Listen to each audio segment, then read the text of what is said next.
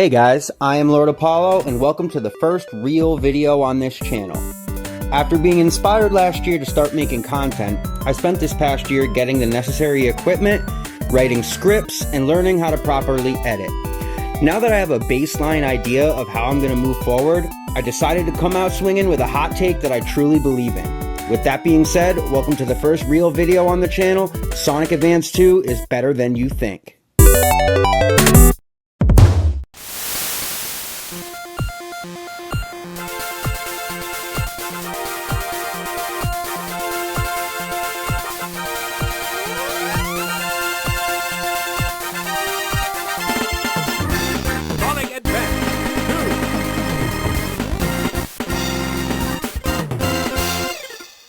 To start things off, Sonic Advance 2 is the second game in the Sonic Advance trilogy.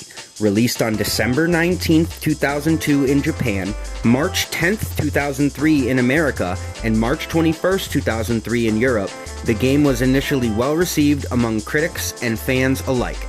The game continued the standard gameplay traditions that fans expected from the Hedgehog, while also introducing some new abilities to complement and enhance gameplay in certain ways. These new abilities, as well as the introduction of the first boost mode mechanic, placed a greater emphasis on speed, memorization, and reaction time. Many of the new ideas and mechanics introduced in this game would lay the groundwork for the evolution of the modern boost gameplay that we see today. If this is true, then why are so many fans critical of it all these years later? To find out, I think we need to take a look at the foundation of Sonic's gameplay and examine what's going on under the hood. Classic Sonic gameplay is quite possibly one of the most iconic and intuitive platformers to ever exist. The controls were purposely designed to require only one button and a D-pad, so anyone could pick it up and play with ease. Sonic 1, 2, 3, CD, Sonic and Knuckles, and even Chaotix all stayed true to this single button core tenet.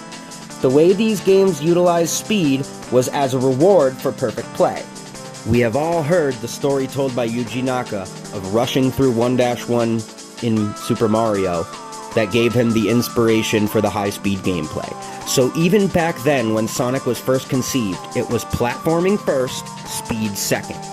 In fact, Sonic 1 has level design that hardly allows for speed even with perfect play. Not to mention the fact that the spin dash wouldn't be implemented until Sonic 2. By the time Sonic 3 and Knuckles were doing the fusion dance on top of your Genesis like some kind of weird 16-bit Voltron, fans were conditioned to think a certain way. If I'm going fast, that is the game telling me that I'm succeeding. Even if these same players always ended the level with one ring because they barely scraped by the boss fight. So why do those players have an aversion to Advance 2? And also, as a side note, why am I starting this discussion with the second game in the trilogy? Kinda weird, right? Actually, no, not at all. If you are watching this video, you are most likely familiar enough with the Sonic community to know that the general consensus around Sonic Advance 1 is that it is every bit in line with the expectations I just described that the classic game set. Some have gone as far as to call Sonic Advance 1 the true Sonic 4 due to the shared trauma we experienced as a community regarding the actual Sonic 4. But we don't talk about that. Anyway, the point is, Advance 1 does not emphasize speed the way Advance 2 does, and it is more or less the sequel to the classic 2D Sonic gameplay style that keeps with the tradition already established. Platformer first, speed second, and only as a reward. To answer the other question I asked, why then is there such an aversion to Advance 2's take on the gameplay style? To answer that question, we must understand what makes it different. The main difference that players pick up on is that speed is no longer a reward, but a given. The goal is now to keep that speed going the entire level, instead of to earn it through mastery. From the start of every level, if you push the control stick in time with the countdown, you are granted a boost to your speed, and the level design pushes you along to go faster, while also throwing challenges at you that need to be avoided. This is very similar to the modern boost games, where the top speed is simply a button press away. And just like those modern boost games, the punishment for failing is much harsher than the other classic titles, and often results in an instant death. The difference in how the games are played is a fundamental one. The classic games are a proactive journey to attain speed, while Advance 2 and the Boost games are a reactive challenge where the speed is a given, not a reward. Therefore, a regular classic fan that expects Advance 2 to play like the 2D Sonic games they know, including its immediate predecessor, are going to be disappointed. Playing in that way will at first seem like a boring hold right to win situation, while the game tries to condition you to its different mechanics. Then, seemingly out of nowhere, it will heavily punish you for failing to meet it on its own terms. It's no wonder fans have such split opinions when the game seemingly changes what fans are used to. We all know someone who is set in their ways and dislikes change. In this case, though, I think this change was great and gave us a game with a perfect blend of classic and modern gameplay before the modern Boost era had even been established. Next, I want to outline some of the great additions Advance 2 brings to the table. But first, I want to lay out some common criticisms of the game that I'm sure we have all heard and address them honestly. No game is perfect, and it would be unfair and biased of me to refuse to acknowledge them. First, let's talk Chaos Emeralds. The reasoning I pointed out earlier about the reactive gameplay still stands, but I can see why people would be averse to the overall special ring situation. For those that don't know, there are 7 special rings in every act of every zone, and they must all be collected in a single run without dying. I will not lie, it is tough. Usually getting Chaos Emeralds is much easier, and the amount of memorization required to complete even one stage is fairly steep for a casual player. However, I'm just going to come out and say it, this is my favorite way to enter special stages in the entire franchise, and here's why: speedrunning. Not actually speedrunning the stages, although I do that for fun as well, but the methodology behind it. A speedrunner does the same stage dozens and hundreds of times, learning the perfect route to get the best time. Every tiny little improvement gives that rush of dopamine and pride about getting a new PB. The special rings in Advance 2 are like a speedrunning 101 class. You must make a perfect route in each zone that you can execute flawlessly every time to try for the emerald. Not only do you get that same excitement every time if you are successful, you also have 2 acts to choose from per zone in case you find yourself struggling. And as I said before, the game is all about execution, and the rings emphasize this even more. Another common criticism I hear about this system is that you need to collect all 7 emeralds with all 4 characters to unlock Amy. But frankly, this should be a non-issue. The rings are in the same place for every character in every act of every zone. So once you have the route memorized for a character, all you need to do is execute it again exactly the same way you already did. Really, this adds to the game more than anything by giving you more chances to feel the excitement of a successful run with flawless execution. Again, this comes back to the core thesis of the game and this video. Execution is king. This even applies to the special stages themselves to an extent. I won't deny that the 3D is janky and the stages are more difficult than I would like. But again, it comes to the same thing: perfect execution.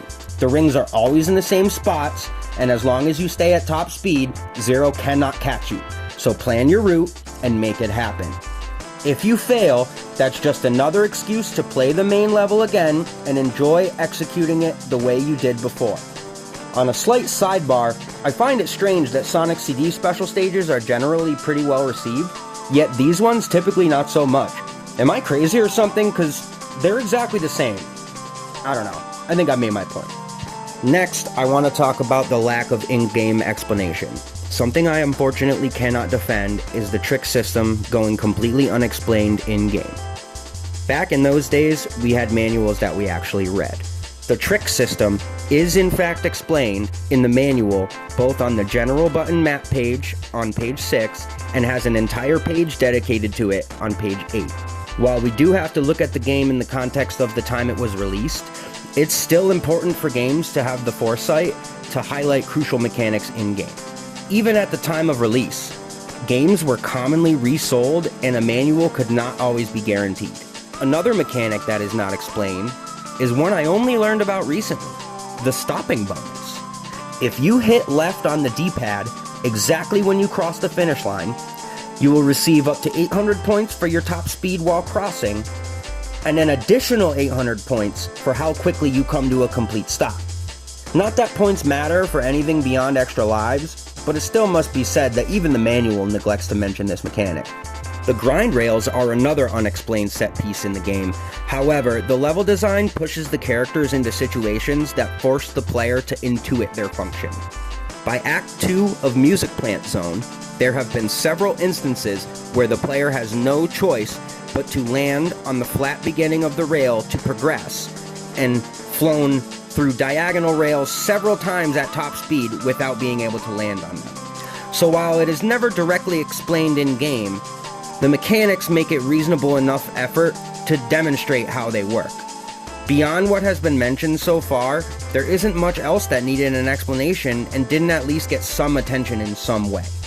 Next, I want to go over some of the parts of the game that I really love. First on that list is the level themes. I don't know whose idea it was to make a casino level into a music store where every instrument or spring that you hit plays a note that is in key with the song of the level. But they need a raise. Every time I play this zone, it's like doing a guitar solo where Sonic is the pick and the level is the guitar. I could see a DJ like T-Lopes playing the zone at a club like an instrument. My other favorite zone is definitely Techno Bass. So many old games like Metroid used a black background to create a dark, lonely atmosphere, and here comes Advance 2 making the brightest zone in the game with a black background. Mwah! Chef's kiss. Techno Bass also marks the point in the game where the difficulty is just right after finally mastering everything the game has to offer, right before mixing it up with gravity mechanics in Egg Utopia.